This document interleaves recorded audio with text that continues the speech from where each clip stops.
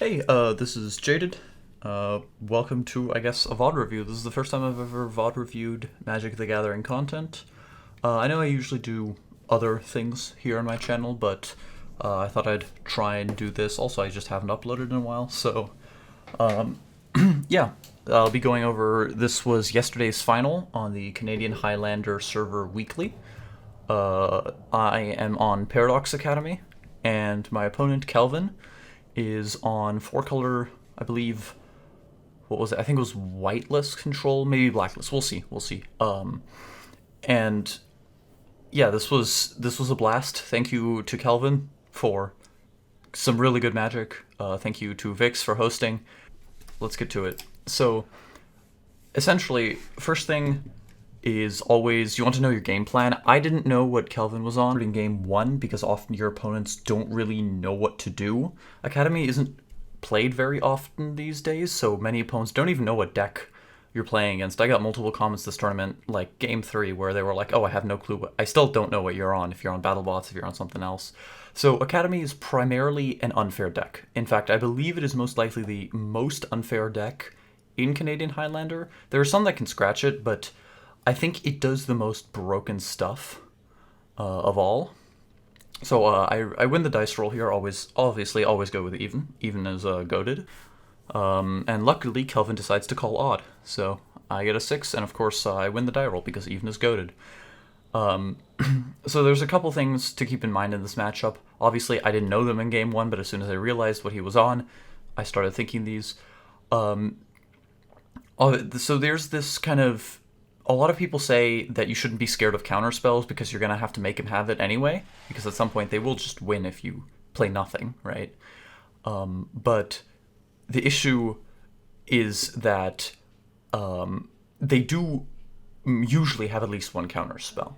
You can't assume that they have every counter spell, but they will have one counter spell, and good control players will keep open mana on turn 2. This is why Censor and Juari Disruption are so good, is because if you're on the draw, like Kelvin is here, you want to be able to stop your opponent's turn 3 play. Turn 3 is such an important turn for resolving major threats that it's almost like not having a counterspell up turn 2 can very easily lose you the game. That's why turn 2, like, I know Kelvin will be mulliganing for, like, he'll mull away lightning bolts. You don't need those against this deck.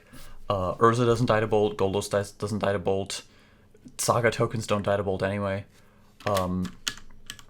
So he'll mostly be looking for counter spells and extremely efficient threats, things like Murktide Regent, because he wants to tap out as little as possible. Unlike something like Mono Red, where you just want a large density of threats to be able to block and then eventually counter, and, you know, maybe some board wipes.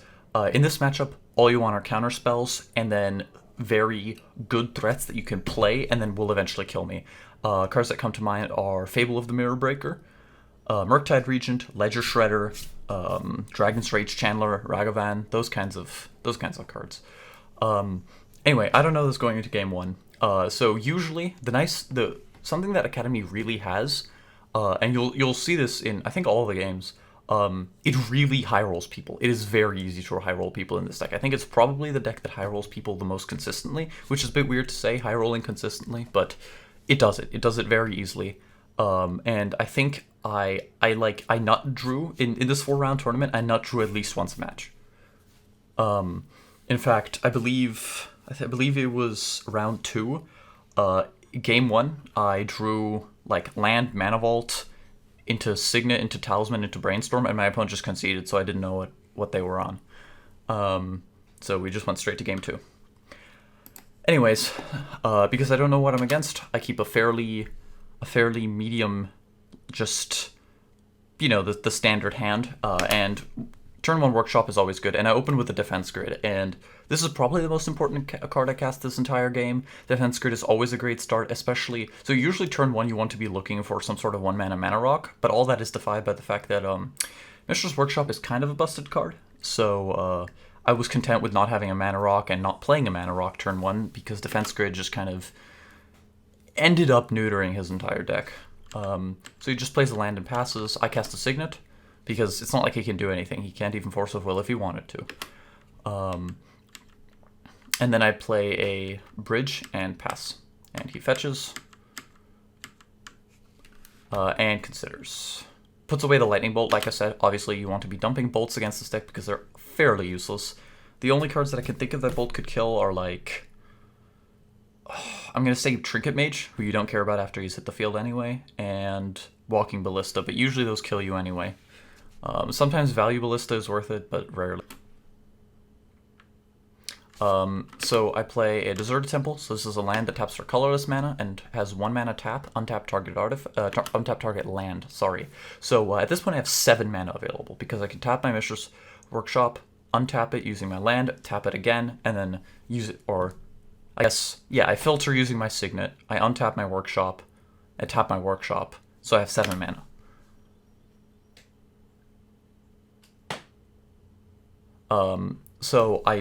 But, you know, I don't, just because I have this mana doesn't mean I have to spend it all. So I cast Trinket Mage here, probably finding an Expedition map, or a Ballista, okay.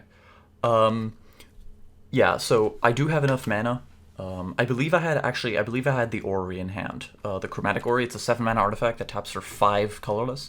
It says you may spend mana as though were mana of any color. So my plan here was, like, Kelvin's doing a lot of nothing right now, and I have defense grid, so I'm gonna be he's gonna be shields down for a while, so my plan here is just to stick a Orrery next turn, and then cast a Walking Ballista, and then just start beating him in the face. Oh, okay, I already had the Expedition map then. So he thinks for a bit, casts Fable, because he can't do anything else, so he needs to be proactive here. Draw a card. And I correct my map, probably getting Academy. Yeah, I got Academy here.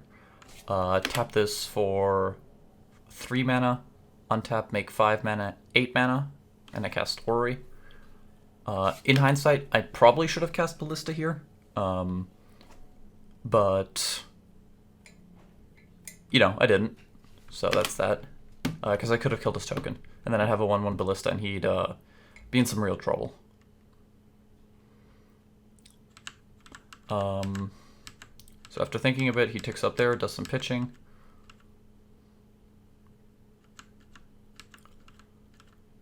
Cast the 3 Fairy, which bounces my Orrery. This really slows me down.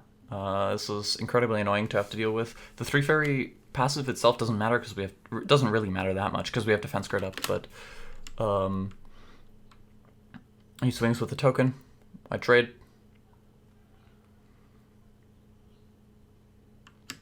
Makes a clue. Oh no, I take because I want to kill the Teferi. He fetches, and he casts Serum Visions, and does a bit of treasure cruising. I immediately swing for the Teferi, so just to not forget that, because I am prone to forgetting things. Here I play Minamo. This now gains me access to a ton of mana. He can't really stop me, and he has 1 turn until next turn his Fable flips, so the correct play here was probably to cast Ballista right after this. I don't think I do. No, I don't. So this game is basically just a massive story of greed. What I should have done here is I should have tapped for 10 mana, and then on his upkeep, I could have killed both of his tokens with my Ballista. Both his Fable and his dude. And I was even thinking this, like, as soon as I passed the turn, I'm like, shit, I shouldn't have passed the turn. I should have just cast Ballista for 5, killed both his guys, and then he would be in a really tough spot, right? Because you can still pump Ballista afterward. Obviously, you can't use Workshop to pump Ballista afterward, but you can still pump it. So he does some recalling. Swings in and casts a Murktide. Pretty large Murktide for power. So I end up casting Sylvan Scrying here. I believe, yeah. So I get Adventure Sphere, and with the leftover mana, I probably crack it. Yeah, I crack it here. And this was probably the biggest mistake I made this game. They all kind of compounded up here, but eventually this is the mistake I made. I should have gotten Golos here. Golos was the play, because I'm not very low right now. I've taken 2 damage, I believe. I'm at 18 here. No, 16. I'm at 16 here. And I have a couple turns before I die. Murktide Region is a 3-turn clock. If he copies it, it's actually a 2-turn clock. But Golos, I can activate it this turn, and then I just have so much card advantage just off of Golos that I would win. But instead, the idiot that I am, I get Awakener, completely forget he has a flyer in play, and swing with everything, and he blocks my defense grid. And this kind of seals the deal. I'm not sure, do I end up losing this game? I believe I do. This was an incredibly long first game. So he bounces my Awakener. And I think past that, I just kind of stall out. I end up casting a Ballista, and he starts gaining life back with Omnath. And at some point, I think it just, like... I'm hell-bent, I have no gas. My Ori doesn't even tap to draw because I have no colored permanents. And at some point I just decide to scoop it up and go to game 2. So 0-1 in the hole here. That was by far the longest and most tense game. And so game 2, I open with a Mox Diamond. You always want to open. It's always better than a land, than like a 2-color land to have a Mox Diamond, because it taps for all colors. Soul Ring, Signet, pass. This is like one of the best starts you could have. And I immediately opened with a Sylvan Scrying, which is completely absurd for an Academy here. But like this turn, I'm untapping. If I play a land, I'm untapping with 8 mana. It's on turn 3. So play Mana Vault, Expedition Map. And in hindsight, I probably shouldn't have cast my Mystic Forge here. But because basically, the more spells you cast that don't get countered on turn, because like I said, I know the matchup. At this point, I know the matchup. I know he has to have kept a hand with a counter spell. And I really by now have realized that, you know, the more you cast, if you cast a lot of spells, so I know he has to have kept a hand with a counterspell on turn 2, and especially with this kind of starting like blowout potential, not drop potential, and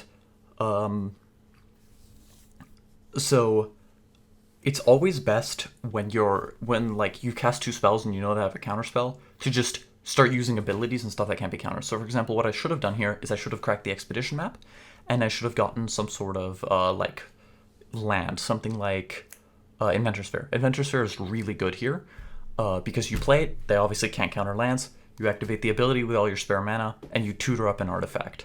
And then you pass, and they've just wasted 2 mana, right? They did nothing with their turn 2. Instead, I gave him not only... I went 1 for 1 on the counterspell. Yeah, see, I do get Inventor Sphere here, and I could have cracked it had I not cast Mystic Forge. And I don't want to crack it because I don't want to tap my Mana Vault here. But instead I gave him 4 mana here. So he ends up getting a Plains and casts 3 Fairy, and I believe he decides to draw. And I'm scared of a counterspell here. I immediately swing a 3 Fairy. That's not 3 Fairy, that's Teferi. So I crack my Inventor Sphere, and I don't have enough mana here. I don't have enough mana to cast Cyber Drive Awakener. I probably get Cyber Drive. Oh, I get Golos, okay. So, I cast Golos here. I can't just not play anything, right? Because like I said, if he untaps next turn, he'll draw 2 cards and probably just start winning the game off of his Teferi activations. So I cast Golos. He lets it resolve. I believe he tucks Golos. No, he upticks. Right, and then he plays the other Teferi.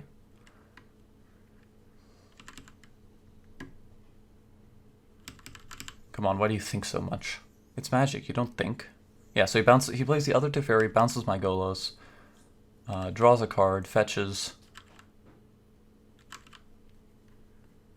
and then I attempt to capsize on my draw step. The idea here is I capsize his land on my draw step, and then because I just drew capsize, and then he has to tap for mana in his draw step, and then when I get to my main phase, he doesn't have enough mana in his pool to cast a counter spell, and so he does some remanding, and we realize we got corrected here. He has a 3 fairy in play. I can't do anything on my draw step, so I have to do this main phase, and then I pass to second main phase here.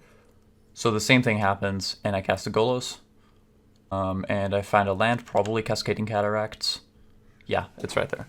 Yeah, Cascading Cataracts helps you activate Golos on a turn-by-turn basis, and once you have your Golos engine going, this guy just blocks. He's a 3/5. He never dies. He doesn't even die to Flame Slash, and there's now this massive intrusive wire straight across my board. I'm not sure how I tolerated playing with it. So he talks my Golos, kind of expected. And this was also very dumb. There we go. I cast Wheel of Fortune here. Now he taps here and he casts Mana Leak.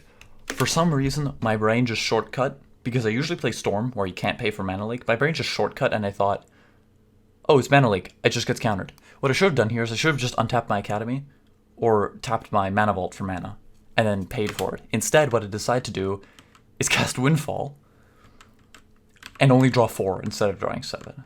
So if people thought that this was like a calculated play so he draws fewer cards, no, I'm just an idiot. So there was a bit of confusion with how much mana I'd have left. So I play a Chalice on 2, Everflowing Chalice on 2, and a Defense Grid. So he gets his Mana Drain back, starts upticking, and casts his Murktide Regent. I believe I do even call it. And he starts beating in. So at this point, there's no reason for him to do anything other than just attack, uptick his Planeswalkers, and pass. There's basically no reason to do anything because he has so much free reign over the game. And I said, and I believe here, I'll cast Golos and get it mana drained. Yeah, I'll just get my Golos mana drained. Yeah. Because like I said, you can't just sit there and have them be scared of you. So I crack my Buried Ruin, cast Golos again because he can't counterspell again.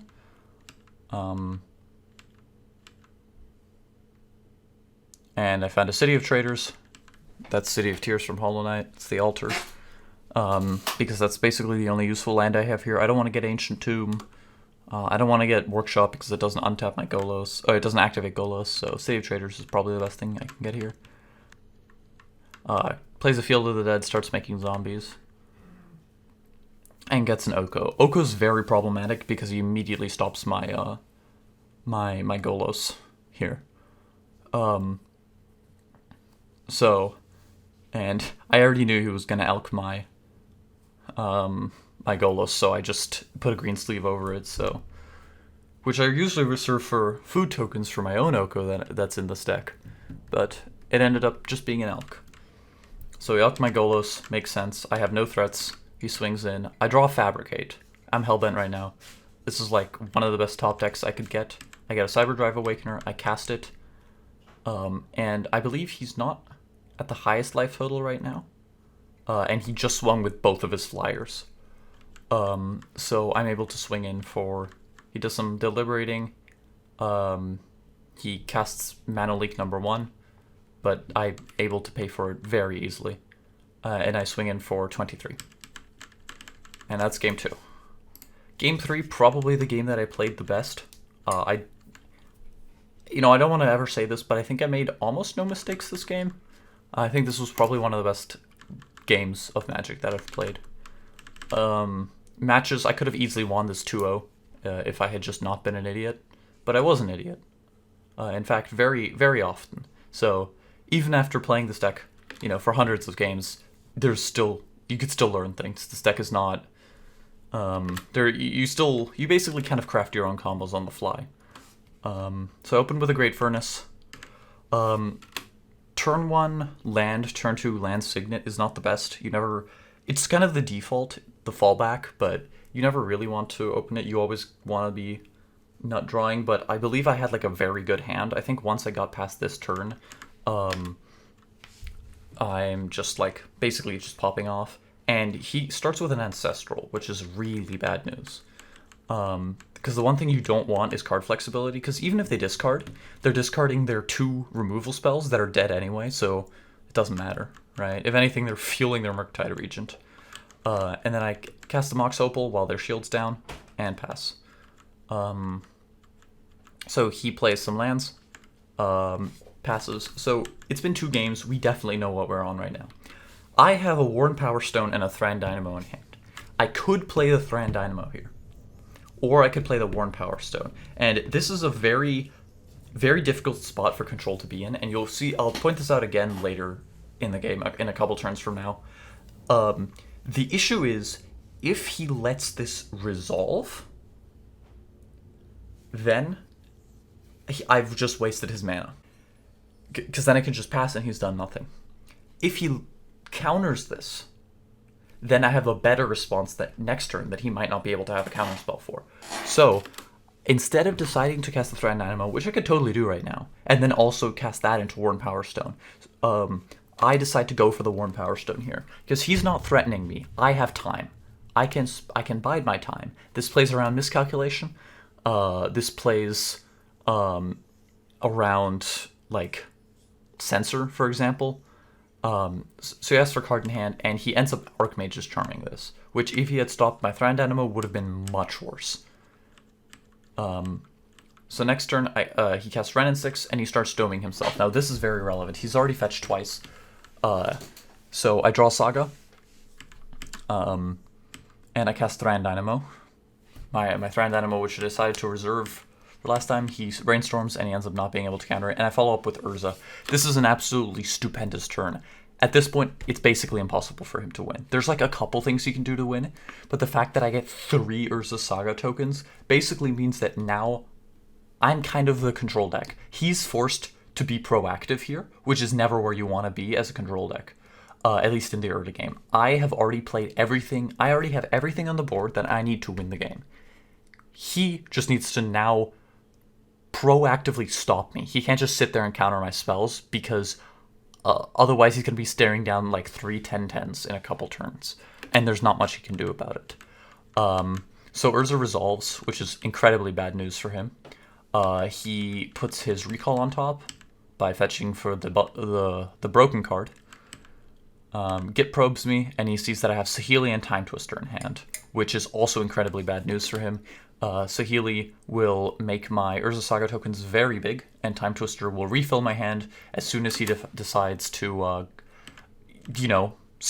attempt to stop me and has to tap out on his turn. So he does some fetching here, swords my Urza, which was maybe not the best idea. I don't think it was a good idea to swords Urza here. My plan was never to start wheeling. My plan was just to beat face, so I think probably you should have swords my token. Because to be fair, like, this is one of those decks where my life total doesn't matter that much. If he's got the advantage, unless I, top deck Fabricate into Cyberdrive Awakener, 1 or 2 turns, an extra turn, because I live at 3 or something like that, often doesn't matter that much, because I'm hellbent, I have nothing, I have no gas, and he's already winning. So, yeah, I exile Urza. I float some mana, and I cast Saheeli here, and he's once again in the same extremely perilous spot. If he counters Saheeli, then I can play Time Twister, and I refill my hand. His hand is like full. His hand is like 7 cards because he's recalled twice. If he does counter Saheeli, then I can just swing in and pass. And he's wasted his mana, and now I have a really good threat. And remember with Saheeli, it doesn't actually matter if my spells get countered. They still make servos, so I'm still winning even if he starts countering my spells, because I make servos, which are effectively 2/2s because my Saga tokens get bigger. Right, and at some point I believe he also, he March of Otherworldly Lights my my Saga. So I only have the 1 token now, right? And I believe he is at 14, and I control 1, 2, 3, 4, 5 artifacts. So I have a 5/5 token, and he is currently at 14 after he did some fetching. And I cast Brainstorm here because I decided to go for the win, because I realized if I get if I get a Lotus Petal, I can cast here. This thing is this, right, this triggers. It becomes a 6/6. Saheeli triggers off of Brainstorm. It becomes a 6/6 because I make a servo. I cast Lotus Petal, or actually any free spell. I could just 1-mana non-creature spell works too. So any 1-mana rock, something like Soul Ring would work as well. I make another token. This turns into a 7/7, or Lotus Petal makes it a 7/7. And then I use her -2 to make a Signet into a construct, and I swing for 14, and he's at exactly 14. So that's lethal. But he decides to mental misstep it, and he pays life. Which means I don't even need to find anything off this Brainstorm. I can just downtick the Saheeli on the Signet. And this is 1, 2, 3, 4, 5, 6 times 2, 12. And he was at 14 minus 2 is 12. So that's exactly lethal. And I swing for lethal. He does some mental noting. And he scoops it up. So overall, I think the last game was played very well by me, but the other two games, I am quite bad. The first time I forgot he had a board with a flyer that could block my creatures, and the other time I just found the wrong target and lost. So both games I made some major misplays that then cost me the game, like greeting my Walking Ballista to get it like 2 bigger when I could have just been winning instead. So these games should not have been as close as they were. But hey, Magic, we got some quality Magic out of it, and this game 3 wouldn't have happened if I hadn't lost the first one. So yeah, that's it. If you have any questions, feel free to ask me, and thank you.